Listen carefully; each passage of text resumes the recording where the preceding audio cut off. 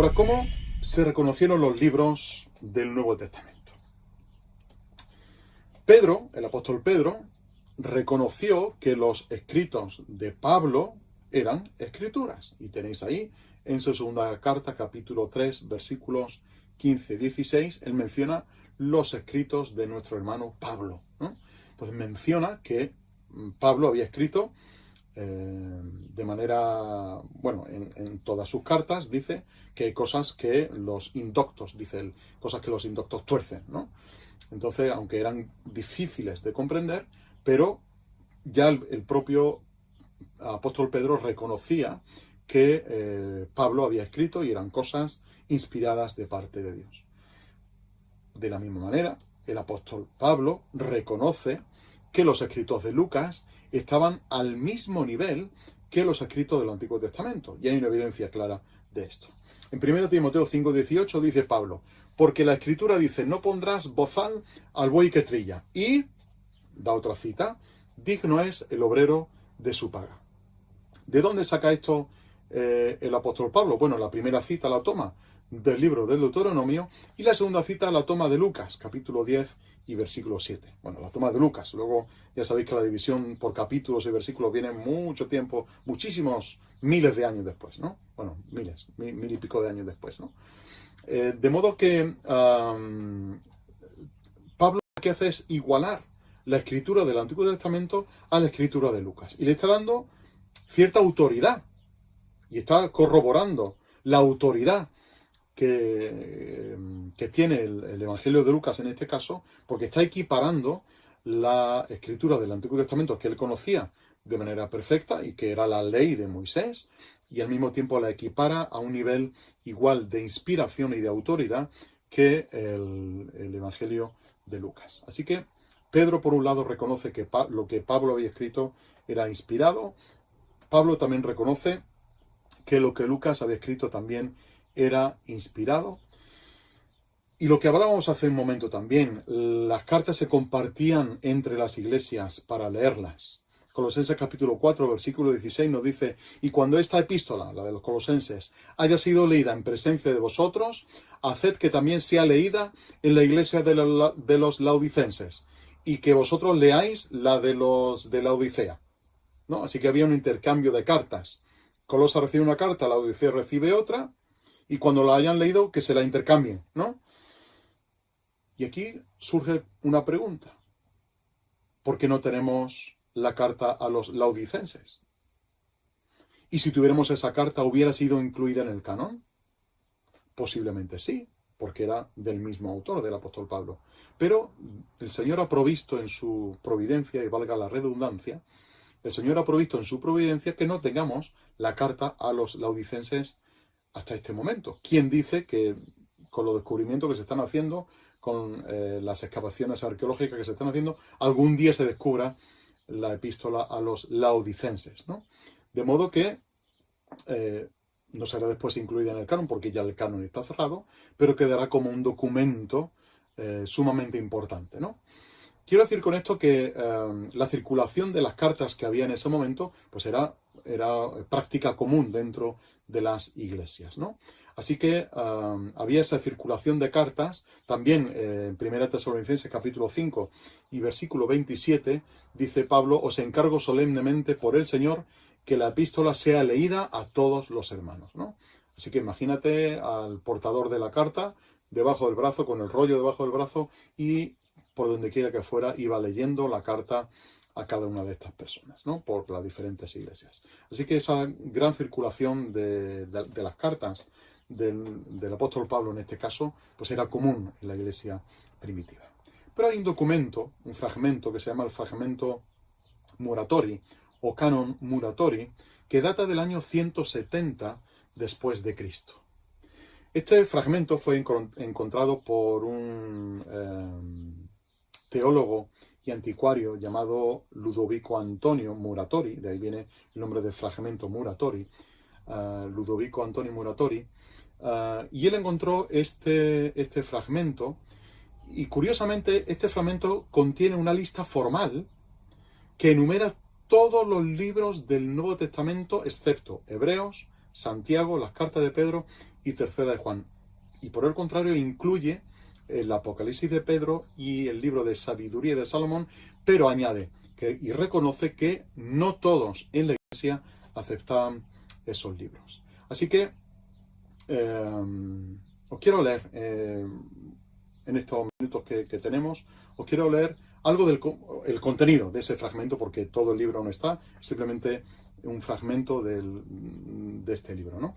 Y dice lo siguiente: al menos a aquellas a las que estuvo presente y lo redactó en conformidad con ellas. Obviamente falta la primera parte de la frase, y posiblemente se estuviera refiriendo al Evangelio de Mateo o el Evangelio de Marcos, porque ha hablado de dos, y ahora dice, y el tercer libro del Evangelio es el de Lucas. Así que ya tenemos la primera referencia, en el año 170 después de Cristo. Después de la ascensión de Cristo, dice este fragmento, este Lucas, médico, a quien Pablo había llevado consigo como experto en leyes, escribió el relato en su propio nombre de acuerdo con la opinión de Pablo.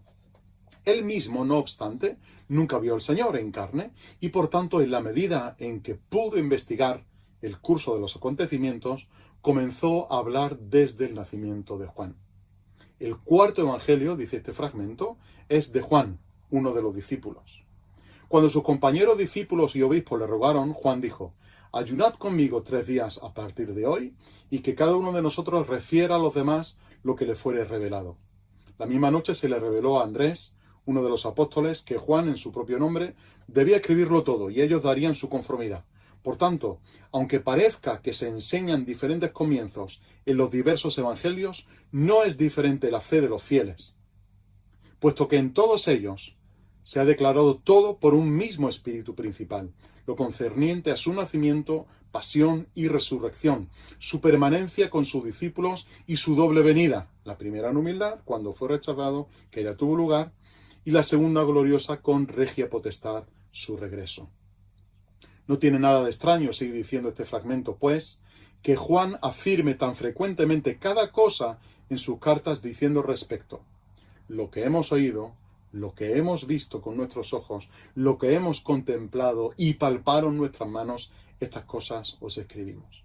Porque de esta forma afirma no solo ser testigo visual y auditivo, sino también escritor de los maravillosos hechos acerca de nuestro Señor. Los hechos de todos los apóstoles han sido escritos en un único libro, dirigidas al excelentísimo Teófilo.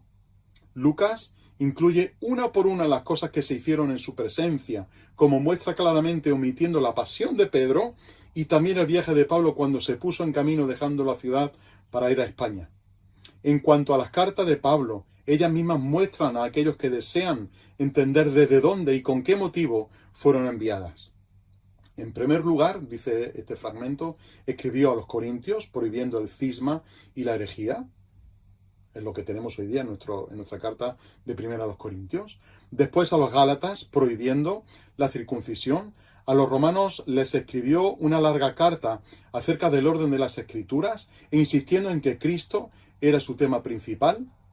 Dice, no necesitamos discutir acerca de cada una de ellas, ya que el mismo bienaventurado apóstol Pablo, siguiendo el ejemplo de su predecesor Juan, pero sin nombrarle, escribe nominalmente a 7 iglesias en el siguiente orden. En primer lugar a los corintios, en segundo lugar a los efesios, en tercer lugar a los filipenses, en cuarto lugar a los colosenses, en quinto lugar a los gálatas, en sexto lugar a los tesalonicenses, en séptimo lugar a los romanos. Y aunque el mensaje se repite a los corintios y a los tesalonicenses, a quienes escribe 2 veces para su corrección, no obstante, se reconoce una iglesia difundida por todo el orbe de la tierra. Porque Juan también, cuando escribe a 7 iglesias en el Apocalipsis, habla para todas. Más aún, Pablo escribe una carta a Filemón, otra a Tito y 2 a Timoteo, con amor y afecto. Pero son tenidas por sagradas, sirviendo al honor de la Iglesia Católica universal y a la ordenación de la disciplina eclesiástica. Se dice que hay otra carta con el nombre de Pablo a los laodicenses y otra a los alejandrinos, ambas falsificadas de acuerdo con la herejía de Marción, y muchas otras que no pueden ser aceptadas por la Iglesia Católica, puesto que no conviene mezclar la hiel con la miel. Pero la carta de Judas y las 2 que llevan el nombre de Juan son aceptadas en la Iglesia Católica, así como Sabiduría, de Salomón, escrita por amigos de Salomón en honor del mismo. El Apocalipsis de Juan también lo aceptamos, así como el de Pedro, que algunos de los nuestros no permiten leer en la iglesia.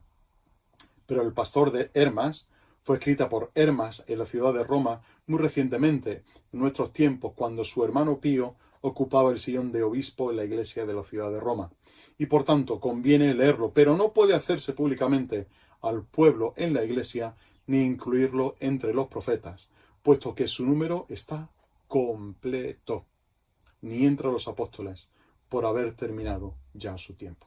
Así que fijaos que tan temprano, en el año 170 después de Cristo, se recoge este fragmento donde se catalogan los libros que ya formaban parte y que ya circulaban como libros canónicos, como libros recogidos y aceptados por toda la Iglesia. ¿Cómo se reconocieron los libros del Nuevo Testamento? Atanasio, en el año 367 después de Cristo, cita los 27 libros del Nuevo Testamento como los únicos verdaderos. Estos eran los conocidos como padres de la Iglesia, y una lectura detenida de los escritos de los diferentes padres de la Iglesia nos va a corroborar que aceptaban los 27 libros del Nuevo Testamento que tenemos nosotros hoy día en nuestras Biblias. Luego, también el Concilio de la Odisea, en el año 363 después de Cristo, declaró que en las iglesias solo debía de leerse el Antiguo Testamento y 27 libros del Nuevo Testamento. Así que de nuevo otro escritor, unos años más tarde, otro concilio, unos años más tarde, habla de estos 27 libros del Nuevo Testamento. También otro concilio, el de Hipona, en el año 393 después de Cristo, reconoce una vez más los 27 libros del Antiguo Testamento, y el concilio de Cartago, en el año 397 después de Cristo, sanciona o recoge que solo los 27 libros canónicos debían de leerse en las iglesias. Acordaos lo que yo decía de la carta a los laodicenses y a los alejandrinos, que habíamos mencionado aquí en el fragmento de Muratori, donde se decía que ya Marción había metido la pluma, había metido su mano, ¿no?, para falsificar esos documentos y para introducir ciertas doctrinas. Quizá el Señor por eso haya permitido que no tengamos la carta de Pablo a los laodicenses, porque quizá no tendríamos el original de Pablo, sino una copia de la copia de la copia, y posiblemente Marción haya metido ahí su pluma y lo haya estropeado todo, ¿no? Así que para evitar confusión, quizá el Señor haya permitido que no tengamos esas dos cartas entre los documentos que se han encontrado acerca del Nuevo Testamento, los miles de documentos que hay del Nuevo Testamento. Ahora, igual que para el Antiguo Testamento había unos criterios de canonicidad, también para el Nuevo Testamento hay una serie de criterios de canonicidad que os quiero explicar sencillamente. El primero de ellos: ¿tiene apostolicidad este libro? ¿Sí o no? ¿El autor era un apóstol o había estado en conexión con algún apóstol, como era el caso de Lucas? Hemos visto en el fragmento de Muratori que Lucas había investigado y había recopilado todas las fuentes posibles para llevar a cabo la redacción del Evangelio de Lucas y la redacción del libro de los Hechos. Y había sido informado, ya sabéis que había viajado durante mucho tiempo con el apóstol Pablo, ¿no? Así que había sido informado por Pablo acerca de todas estas cosas. Lo mismo ocurre con Marcos. Había hecho de amanuense del apóstol Pedro y había escrito el Evangelio de Marcos tal y como lo tenemos nosotros hoy día, ¿no? Así que el primer criterio para saber si un libro podía formar parte del canon del Nuevo Testamento era su apostolicidad. Había sido escrito por un apóstol o por alguien que había estado en conexión con ese apóstol. Y como digo, Marcos había escrito bajo la autoridad de Pedro y Lucas había escrito bajo la autoridad de Pablo. El segundo criterio que usan para la canonicidad era que si el libro era aceptado por la mayoría de la Iglesia, un criterio de aceptación. El primero es el criterio de apostolicidad, el segundo es el criterio de aceptación. Este libro había sido reconocido por la Iglesia le había dado a ese libro particular un lugar relevante dentro de la circulación de documentos que había en las iglesias. Obviamente bajo este canon o bajo este criterio se habían rechazado muchos libros falsos, pero también se habían reconocido ciertos libros que eran legítimos, ¿no? Y como tal había que darle relevancia y había que considerarlos como libros que merecían estar incluidos dentro del canon. Ya llevamos dos requisitos. Primero, el criterio de apostolicidad. El segundo criterio debe de ser aceptado por la mayoría de la Iglesia, sino por toda. El tercer criterio era si el libro reflejaba la consistencia de la doctrina con lo que se consideraba enseñanza ortodoxa. Ya hemos hablado acerca de algunos herejes heterodoxos que se habían introducido dentro de las iglesias, como el caso de Marción, etcétera, etcétera, que venían distorsionando la doctrina, la fe dada de una vez por siempre a los santos, tal y como lo dice Judas en su carta, y que habían venido y que eran manchas en los ágapes, tal como también Pedro habla de estos falsos profetas y maestros que se estaban introduciendo dentro de las iglesias y que también elaboraban sus propios escritos, ¿no? Así que debía además el libro no solamente de tener el criterio de apostolicidad, de aceptación dentro de la iglesia primitiva, sino si su contenido era un contenido que reflejaba esa consistencia con el resto de cuerpo doctrinal, con el cuerpo de la fe que había sido dada una vez por siempre a los santos y no entraba en contradicción con otro libro. El Evangelio de Pedro, por ejemplo, fue rechazado porque contenía enseñanzas poco ortodoxas, ¿no? No quiere decir con esto que ese evangelio fuera escrito por Pedro, no lo sabemos, pero se le había puesto el nombre de Evangelio de Pedro, quizá usurpando el nombre de Pedro, y de esa manera pues se quería introducir dentro de ese cuerpo literario que manejaban en la iglesia primitiva, ¿no? Así que contenía enseñanzas poco ortodoxas, no de acuerdo a la fe, y fue rechazado por contener este tipo de doctrina, ¿no? Y el cuarto criterio era un criterio de inspiración, si reflejaba una autoridad inherente. Lo hemos mencionado al principio de la clase, ¿no? De que había una autoridad inherente y por lo tanto una canonicidad subsecuente. Pues para que fuera considerado como canónico había que demostrar esa autoridad inherente que tenía ese libro. El libro debía de evidenciar una moral elevada, y tener unos valores espirituales que reflejaran la obra del Espíritu Santo. Vuelvo a referirme al ejemplo que ponía al principio. Yo puedo leerme el Quijote, puedo leerme la Eneida, puedo leerme la Odisea, puedo leerme la rima de Becker, pero va a quedar ahí como mera literatura, pero no ha tenido un impacto en mi vida, de modo que mi moral se vea cambiada, ¿no? Y lo podré leer estas obras literarias durante muchos años, pero no va a tener un efecto en mi vida, no va a tener la obra del Espíritu Santo en mi vida por medio de su palabra. Así que si el libro que se quería incluir en el canon era un libro con una moral elevada y que se veía además que mantenía unos valores espirituales que reflejaban la obra del Espíritu Santo, era un libro para considerar y que había que incluir también en el canon del Nuevo Testamento. Ahora, igual que había criterios de canonicidad, también había criterios de no canonicidad. Y para que un libro no fuera incluido dentro del canon bíblico, pues se acuñaron dos términos. Por un lado, la Iglesia protestante acuñó el término apócrifo, aunque luego también la Iglesia católica lo va a usar, pero para otro tipo de libros, y la Iglesia católica va a llamar a ciertos libros del Antiguo Testamento libros deuterocanónicos. Nosotros los llamamos apócrifos y ellos los llaman deuterocanónicos. Apócrifo significa oculto. Viene de una palabra griega, apócrifos, que significa oculto. Son libros que, bueno, entre ellos está el libro de Tobías, el libro de Judith, el libro de Sabiduría, el libro de Eclesiástico, el libro de Baruch, los libros de primero y segundo de Macabeos, un fragmento que se introduce en el libro de Daniel y un fragmento se introduce también en el libro de Esther. Creo que también en el libro de Ezequiel se introduce alguna oración y se le llaman apócrifos, ¿no? Y se le llaman apócrifos porque no están aceptados por la mayoría de la Iglesia. Sí por una parte de la Iglesia, pero no por la mayoría de la Iglesia.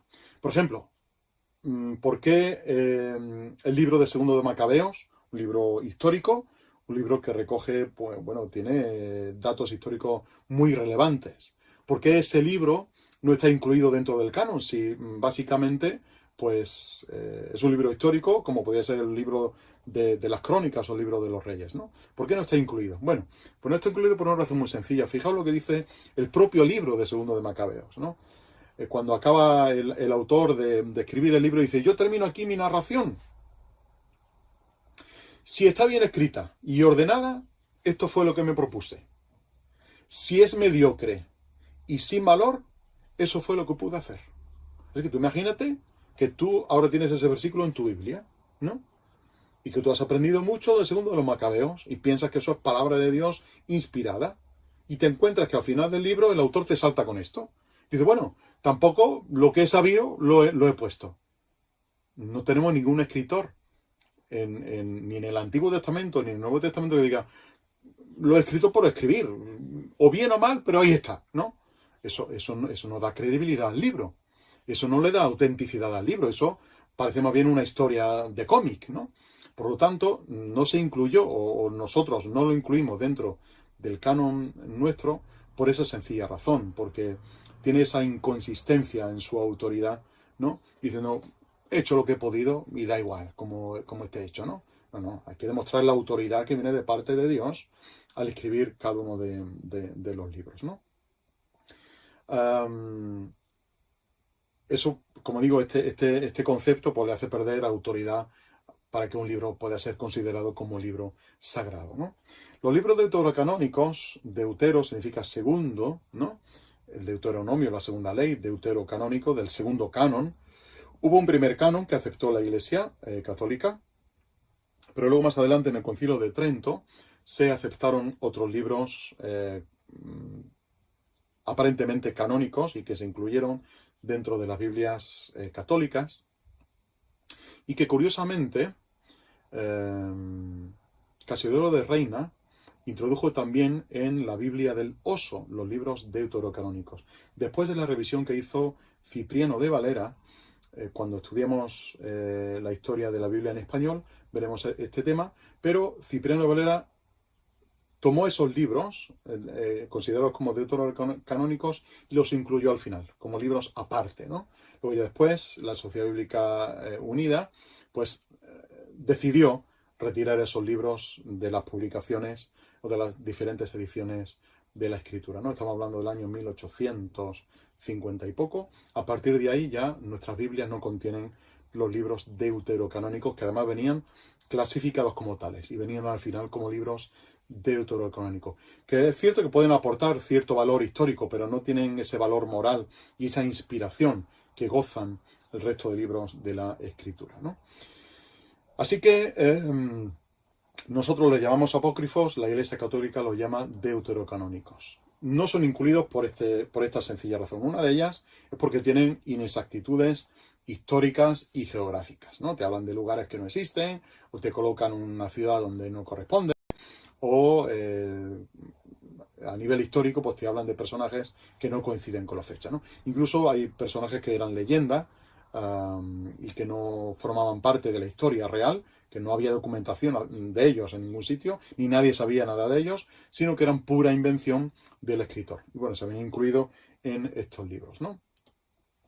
El segundo criterio que usan para ver si un libro se puede considerar como no canónico era, bueno, pues igual que para el canon debía de tener una moral elevada y además certificar que era fruto del Espíritu Santo y que además estaba en consonancia con toda la fe cristiana, si un libro tenía doctrina y prácticas poco ortodoxas, pues no se incluía, ¿no?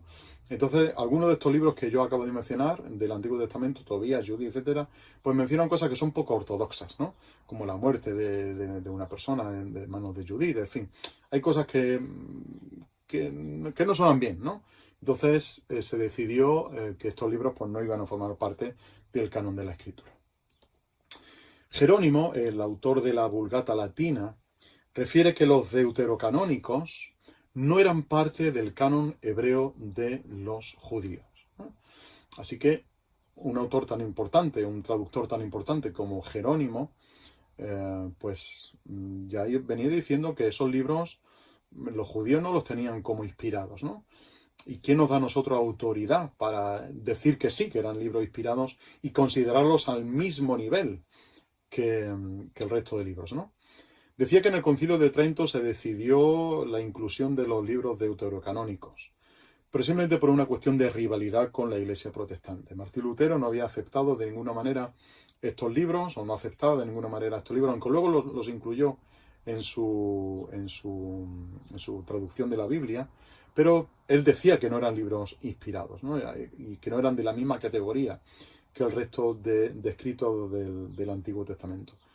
Entonces, en esa lucha, pues, por marcar cada uno su terreno, la Iglesia Católica Apostólica Romana decidió incluirlos en el mismo catálogo de libros inspirados, y la Iglesia Evangélica se decantó por decidir que no eran libros inspirados, con cierto valor histórico, pero no eran libros inspirados con la misma categoría que el resto de libros del Antiguo Testamento, ¿no? Y ya Jerónimo, como digo, ya apuntaba este hecho, ¿no?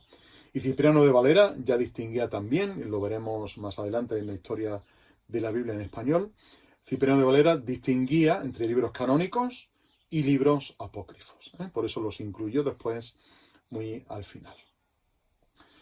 Estos son los criterios de no canonicidad. Ahora, hemos hablado de criterios de canonicidad tanto del Antiguo como del Nuevo Testamento, qué pruebas se le aplicaban a los libros para determinar si era un libro que debía de ser incluido en el canon o no. Y claro, uno ahora tiene la Biblia en las manos, tenemos nuestra Biblia en las manos y decimos, bueno, ¿esta Biblia es fiable? ¿Yo me puedo fiar de lo que tengo en las manos de estos 66 libros? ¿Yo puedo fiarme de ellos o no? Y la pregunta es una pregunta importantísima. Y es una pregunta clave. Y es una pregunta clave por la sencilla razón de que en base a cómo contestemos a esa pregunta, podremos decir que nuestra fe es una fe basada en realidades o es una fe basada en ocurrencias, en evidencias o en ocurrencias. Pues lo primero que vamos a aprender de todo este proceso de canonización de los libros y de inclusión de los libros en cierto canon, etcétera, etcétera, lo primero que aprendemos es que la Biblia que tenemos es confiable. Este libro que tú tienes entre las manos y que estudias día a día y que te lees, espero, una vez al año por lo menos, o cada 3 meses o cada 6 meses, que la leamos continuamente, este libro que tenemos entre las manos y que predicamos y que enseñamos, es un libro fiable y confiable.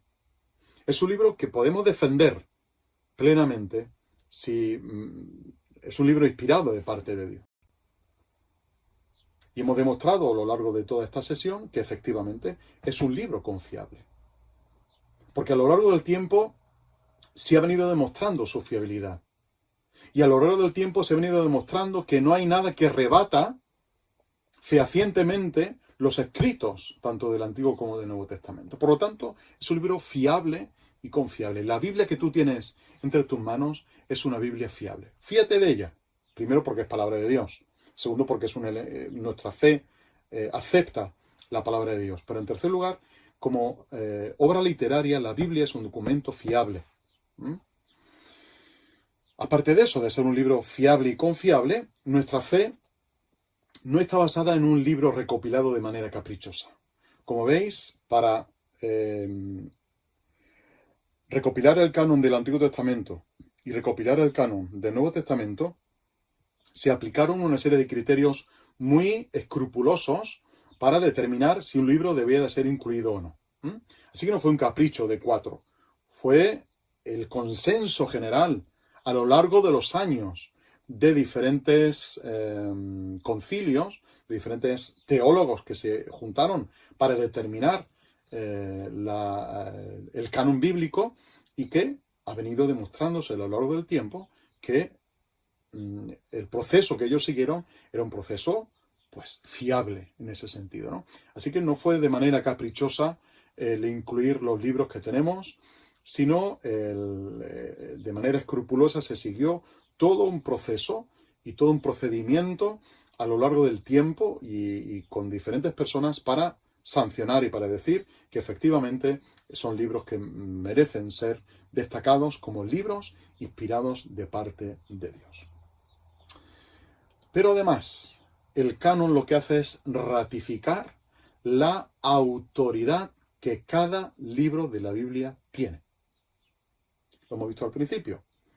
La autoridad inherente lleva a una canonicidad subsecuente.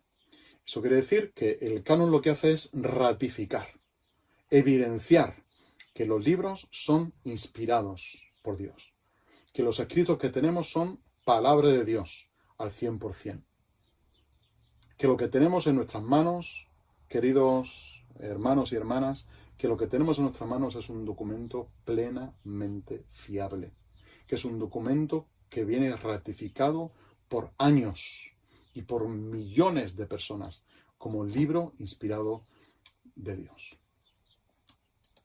Y además, la propia historia del canon bíblico avala la credibilidad de la Biblia. Es cierto que tenemos muchas versiones circulando en nuestros países, que tenemos muchas versiones, que tenemos muchas Biblias de estudio, que tenemos un catálogo amplísimo de versiones, pero eso es otra cuestión de crítica textual y de esto, que no vamos a entrar ahora, obviamente.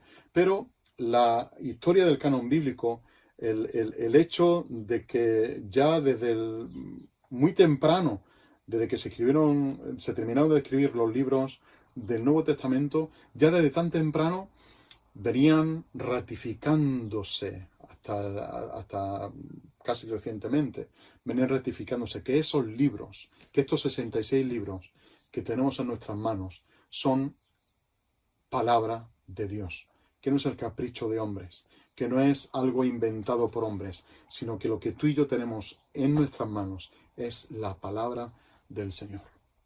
Así que espero que el libro que tienes entre tus manos, que estudias día a día y que es tu libro de fe y es tu libro de conducta, espero que este libro pues nos pueda ayudar y nos pueda bendecir para que nuestra fe sepamos que está fundada en un fundamento firme, que nuestra conducta está fundamentada en una serie de valores morales y éticos avalados por el propio Dios, porque obedecemos a Dios que se nos ha revelado en su palabra, y que podamos también, como tenemos en la Escritura, que podamos también enseñar a otros, que no se quede en algo para nosotros, sino que, como es el lema de Palabra de Vida, que levantemos en alto la palabra de vida. Así que quiera el Señor bendecirte, ayudarte, y cualquier duda que tengas, obviamente, los profesores estamos aquí para ayudarte, para bendecirte, para solucionar alguna inquietud que tengas también. Y si necesitas más información, pues también en un documento aparte os pasaremos bibliografía que podéis consultar acerca del canon de la Escritura. El Señor te bendiga. Gracias por escuchar durante todo este tiempo tan atentamente. Y espero que, hayamos aprendido que el canon de la Biblia es un proceso costoso, pero que al final es una bendición para cada uno de nosotros.